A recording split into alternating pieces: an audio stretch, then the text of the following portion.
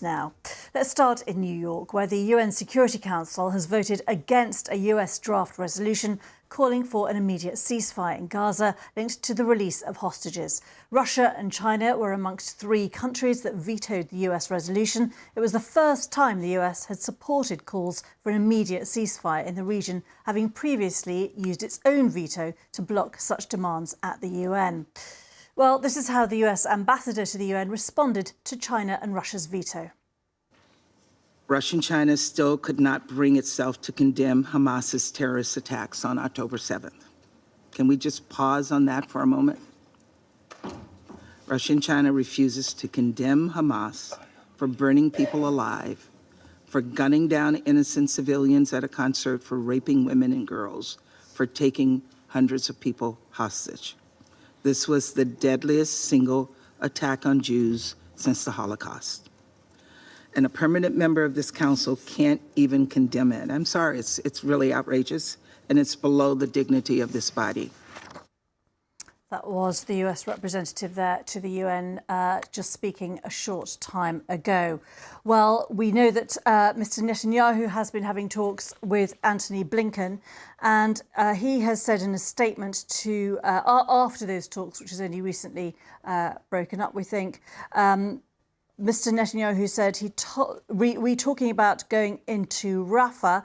He said, Mr. Netanyahu said, I told him I hope we will do it with the support of the US, but if we have to, we will do it alone. We know that, of course, the US and other allies of Israel have been urging caution on that particular move. Well, let's speak to Mark Lowen, who is in Jerusalem for us. Mark, just first of all, on the UN resolution being vetoed initially, what is the impact of that, if any? And we also know that there is another draft resolution that's doing the rounds at the moment.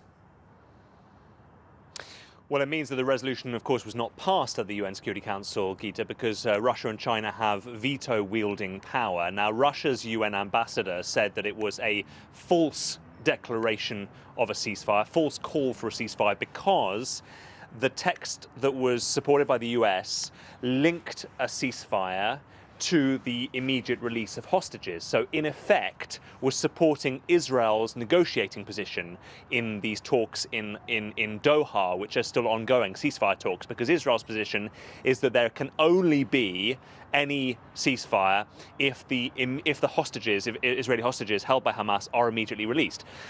Now, even though the US basically was sort of in line with Israel's negotiating position, it was a harder tone than the US has used before. As you noted in your introduction, previously the US had vetoed 3 previous calls for an immediate ceasefire, and they'd never used those words, immediate cessation of hostilities. So, you know, the US was going further than they ever had, but still it was blocked by Russia, China, and Algeria.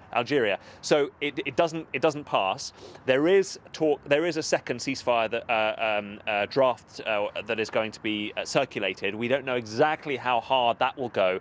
But all through this conflict, really, the UN Security Council has been paralysed by differing positions on the war and on Israel's position in the war and Israel's offensive.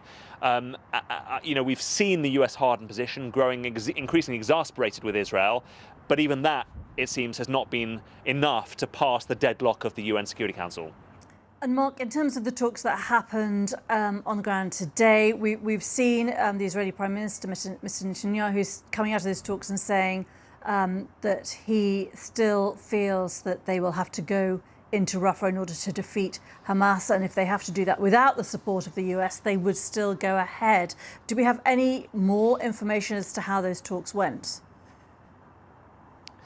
All we know is that they lasted about 40 minutes, that they discussed Rafah, as you say, which is in the south of Gaza, where more than 1 million people are now sheltering, and where the Israelis are determined to send in the military in defiance of international warnings about the atrocities that could ensue.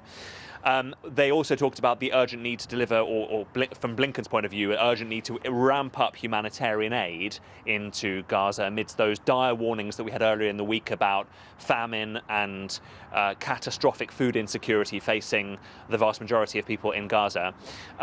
The US has summoned an Israeli delegation to to Washington next week to discuss Rafah. The US position is that Israel does not need to go into Rafah in order to destroy Hamas. There are alternatives, namely to cut off completely the smuggling routes coming from Egypt across the crossing into Gaza and feeding Hamas. But whether Israel buys that, we don't know. And at the same time as Israel is, Netanyahu is repeating almost every day his intention to go into Rafah, the ceasefire talks are continuing in Doha with the head of Mossad, the Israeli intelligence agency, there in Qatar, with the head of the CIA and Egyptian and Qatari negotiators. So Israel appears to be kind of keeping its options open, playing to different audiences. But clearly, if the Israeli military does go into Rafah, which probably could take quite a few weeks to organize, given the number of people who would need to be evacuated first, that would exacerbate the already very, very fractious relationship between the US and Israel.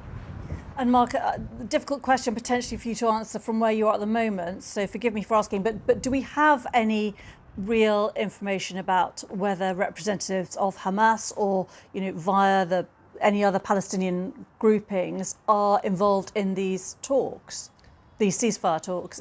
They are in effect represented by the Qataris because their political wing of Hamas has been living in Qatar. Basically, the sort of political representatives of Hamas have lived in Qatar. So Qatar actually plays a double or an important go-between between the Israelis and Hamas, because even though they don't have official relations with Israel, they do talk to the Israelis, but they also give residency to top Hamas officials.